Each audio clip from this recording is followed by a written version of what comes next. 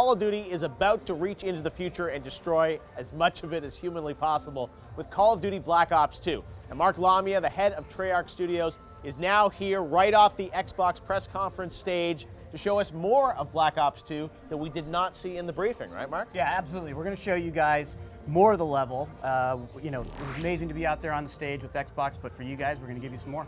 All right, well, let's take a look. It's Black Ops 2. Now, you guys announced this game about a month ago, and everyone knew you were making Black Ops 2, but the fact that this is set in futuristic Los Angeles, this level, I mean, it opens up the possibilities for you guys, right? With weaponry, Absolutely. with lots of stuff, right? Yeah, you know what? Putting it in the future, just an entirely new set of weaponry, gameplay, mechanics, the fiction. The fiction is just this amazing time-spanning narrative. Right. We're set in this situation here where our villain has stolen the keys to the U.S. military infrastructure, and he's turning our greatest strengths into our greatest weaknesses here.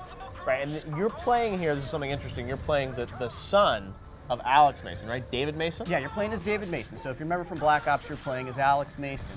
And this game's a direct sequel to Black Ops. So you're gonna play with Alex Mason again when we show you parts of the first Cold War back in the 1980s. Right. You're gonna be discovering what our villain's motivations are, and then your son here, David Mason, is on the hunt for the villain here in this 2025 setting. And of course, in this particular situation, the villain Things are looking grim. I'm getting a little worried here about being at LA Live with all this happening. But don't worry about it here. Anderson's come in here to help you out. So it's amazing what you guys have done. Really pushed, obviously, the limits of the technology. One of the great things about Black Ops 2 is that you guys are really pushing to innovate with the gameplay. I mean, you've said on the record you're going to have branching storylines. We'll see some moments here even where you can pick whether you snipe or rappel. I mean, you're trying to give people more options about how to play through the campaign, right? Yeah, absolutely. Look, I think one of the things that people love with Call of Duty is they love that cinematic and intense gameplay experience, and we just want to add more choice. So, for example, here, this is a very small example, but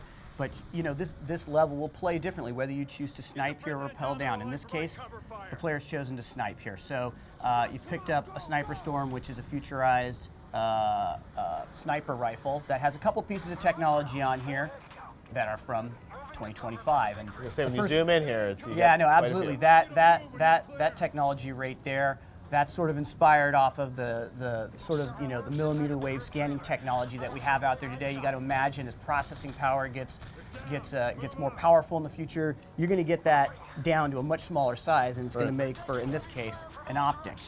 There's a charge shot mechanic here, which is an entirely new mechanic for sniper rifles here in Call of Duty.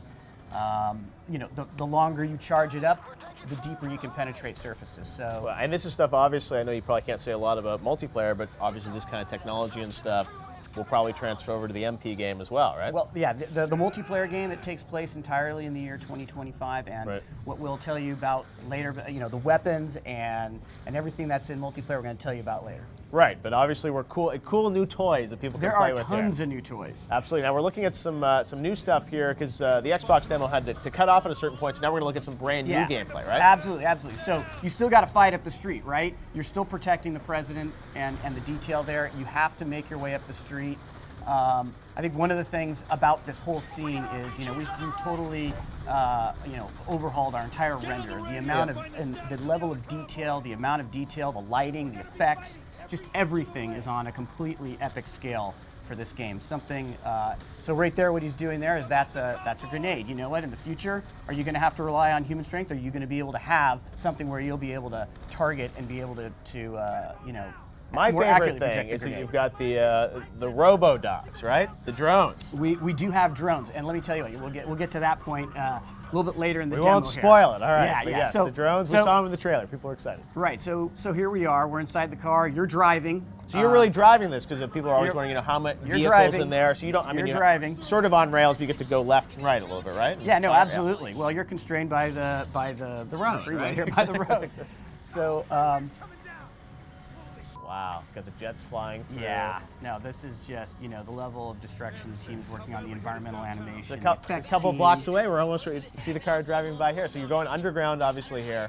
And what is your goal? What is your mission here? You're obviously, you know, we saw the president, and obviously there was something going on there, right? Yeah, no. So you're on detail to protect the president here, and so you're in constant communication, right? The president's right behind you. You're escorting, and then something happens. you know, yeah, it was you're ambushed. You get ambushed, but ambushed that's in a not tricky all because this situation. level just continues. And That's the right, thing when you that's first right. showed this to me, it's like 20 minutes of stuff. It just keeps going on and on, right? With all this action, all this gameplay. Yeah, so like right here, after you get hit, we're opening up, right? You know, just again the effects, the character work. The Well, what you guys are animation doing with stuff. the performance capture and the actors, I mean, you're really pushing the storytelling in game, which I think is something that, you know, Call of Duty, I think has been a bit of a weakness in the series over the years, that you guys have had amazing action, amazing gameplay, but sometimes, you know, the story hasn't always been in the game. And I mean, here you look at all that happening with the, you know, the bikes and the characters and the voiceover. Even the story of Anderson there. You know, Anderson is that plane. It's there. It's protecting you. Of course, Harper here. We saw There some we go, performance some drones. capture. There we go. There you go. That's the Claw, the cognitive land assault weapon. So obviously an intense firefight going on here, getting out of that ambush. You know, you have the technology of the battlefield there. You're trying to take out these claws, move up, obviously. But you know, the level of detail the team is going into here, not only in the gameplay, but like you said, in the story and the characters. You know, we're working with David Goyer, who was also the writer on the Dark Knight, to help everything, bring, help really create a compelling story and really bring to life these characters. That's right, and you've got this villain, Menendez, you Raul were talking Menendez. about, right? Yep. He is. We're going to introduce you a lot more to him later, but of course, you know, you already know a little bit about him. As I said, like the story arc of the game is really, in a way, it's his story arc, because we're going to learn about it again in the 80s when you're playing in the first with the team from the first Black Ops. And then you go into the hotel here. Well, this is looking amazing. This is you know, the LA level. So where is this set in the game? Is this the middle, the beginning, the end? Yeah, this is the sort of the back, I would say, the back half of the game. Okay. Yeah, All right. absolutely. So this is the escalation. There's of- but like with Black Ops, just when you thought Right. you knew everything and what was going on, we like to turn it. That's what we do with our story in Black Ops.